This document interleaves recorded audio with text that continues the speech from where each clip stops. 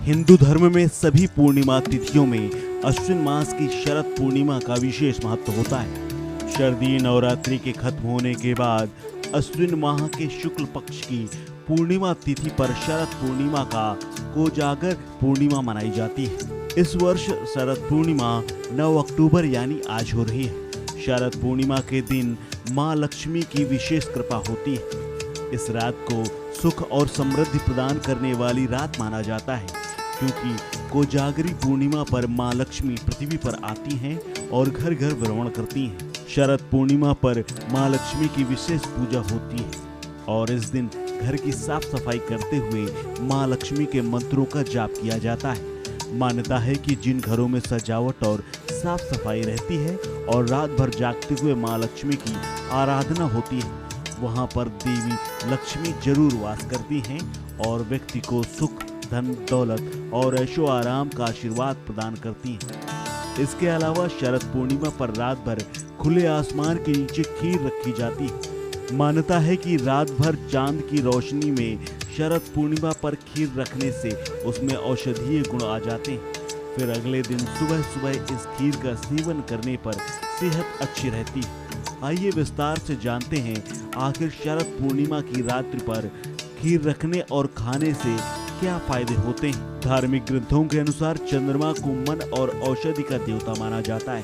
शरद पूर्णिमा की रात को चांद अपने 16 कलाओं से परिपूर्ण होकर धरती पर अमृत वर्षा करता है।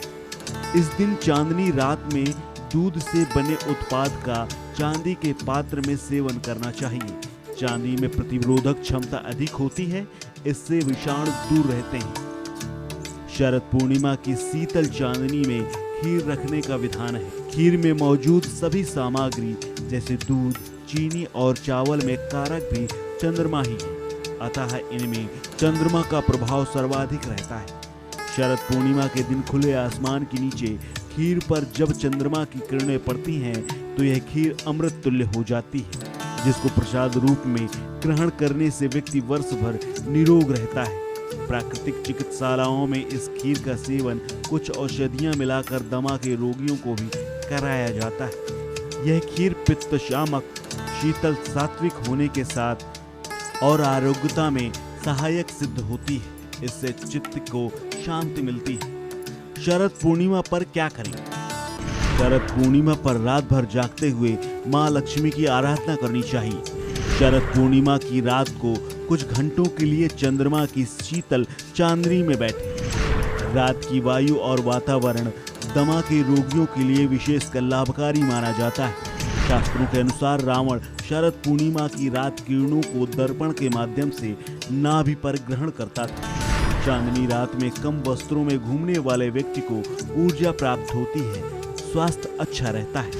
शरद पूर्णिमा की रात्रि में चंद्रमा की तरह एक टक निहारने से या सुई में धागा पिरोने से नेत्र ज्योति बढ़ती है। शरद पूर्णिमा की रात 10 से 12 बजे के समय चंद्रमा की रोशनी चरम पर होती है।